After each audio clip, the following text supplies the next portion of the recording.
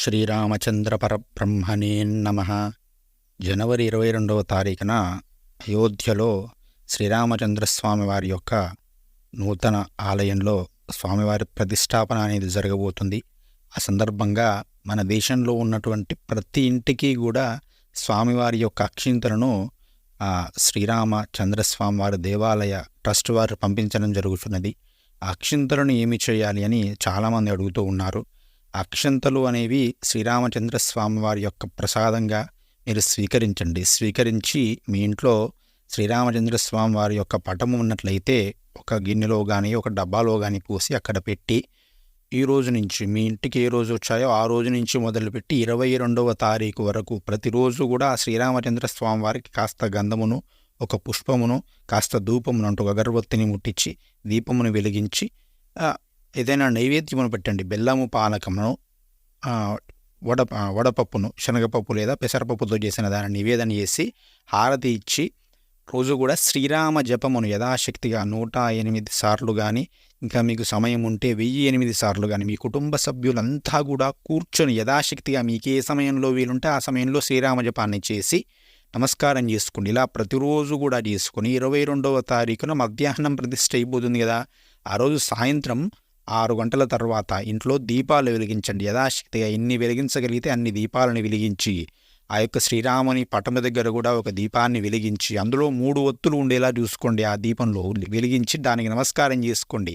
అందులో శ్రీరామచంద్రుడు ఉన్నట్లుగా మీరు భావించండి. ఎందుకంటే శ్రీరామచంద్రుడు ఆత్మారాముడు అని పేరు ఉంది రాముడికి. ఆత్మ అంటే ఏమిటి? జ్యోతిస్వరూపుడు. సమస్త జీవులలో కూడా జ్యోతిస్వరూపుడైనటువంటి ఆత్మరూపంలో ఉన్నది శ్రీరామచంద్రుడే. కాబట్టి ఆ జ్యోతిలో, ఆ దీపంలో శ్రీరామచంద్రుడు, అయోధ్య రాముడు, సీత లక్ష్మణ సహితుడై శ్రీరామచంద్రుడు ఉన్నట్టుగా భావించి దానికి నమస్కారం చేసుకొని అక్కడ పువ్వు వేసి ఆ దీపాన్ని మంగళహారతిగా శ్రీరామచంద్రుడికి సమర్పించి ఆ అక్షతలను మీ తల మీద చల్లుకోండి. మీ యొక్క ఇంటి పెద్దతో చల్లించుకోండి. అంటే ఈ కుటుంబ పెద్ద మీ తన యొక్క భర్త ఉంటాడు కదా, అతనితో మీ యందు, మీ కుమారుల యందు, ఆ కుమార్తెల యందు చల్లించుకోండి. అతని మీద కూడా చల్లుకోమని చెప్పండి.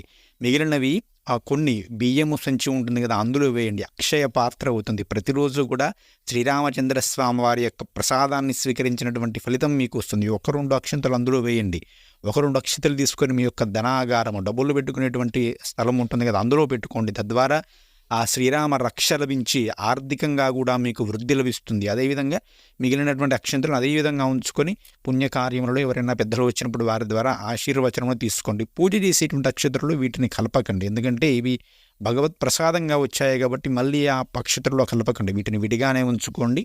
ఈ విధంగా ఆశీర్వదనం, పెద్దల ద్వారా ఆశీర్వచనం తీసుకునేటప్పుడు, శ్రీరామ రక్షగా పిల్లలకు ఉండేటప్పుడు, పిల్లలకు పుట్టినరోజులప్పుడు ఇత్యాది విశేషమైనటువంటి కార్యక్రమములప్పుడు వీటిని వినియోగించుకోండి.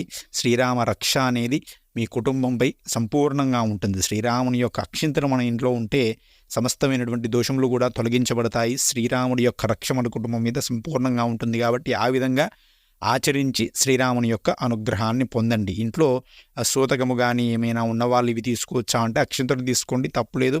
శ్రీరాముని దగ్గర పెట్టుకోండి. శ్రీరామ జపాన్ని ఎప్పుడైనా చేయవచ్చు, దానికైతే ఏమీ తప్పు లేదు. శ్రీరామ జపాన్ని చేసి అక్షతలు తలపై ధరించండి. ఏటి సూతకానికైతే తప్పు లేదు. లేదు మహిళ అంటే 10 రోజుల మహిళ అనేది ఉంటుంది, అటువంటిది కానీ లేదా అంటూ వంటివి ఉంటే మాత్రం మీరు కాకుండా వేరే వారి చేత ఆ దేవుని గదిలో పెట్టించండి. మీరు ఆ యొక్క అశౌచం అనేది తీరిపోయిన తర్వాత శ్రీరామనామమును జపించి అక్షతలను తల మీద ధరించండి. అయోధ్య ప్రతిష్టాపన రోజే మీకు ఆ విధమైనటువంటి ఇబ్బంది ఏమైనా వచ్చి ఉంటే మీరు ధరించకండి. ఆ రోజు కాకుండా తదుపరి రోజు ధరించేటువంటి ప్రయత్నం చేయండి. అంతకు మించిగా పెద్దగా ఆ అక్షింతల విషయంలో ఏమీ కంగారు పడాల్సిన అవసరం లేదు. శ్రీరామ అనుగ్రహం అందరిపై కూడా ఉండాలి. ప్రతి ఒక్కరు కూడా శ్రీరాముని యొక్క జపమును చేయండి, శ్రీరామ అనుగ్రహమును పొందండి. జై శ్రీరామ్. శ్రీమాత్రే నమః. స్వస్తి.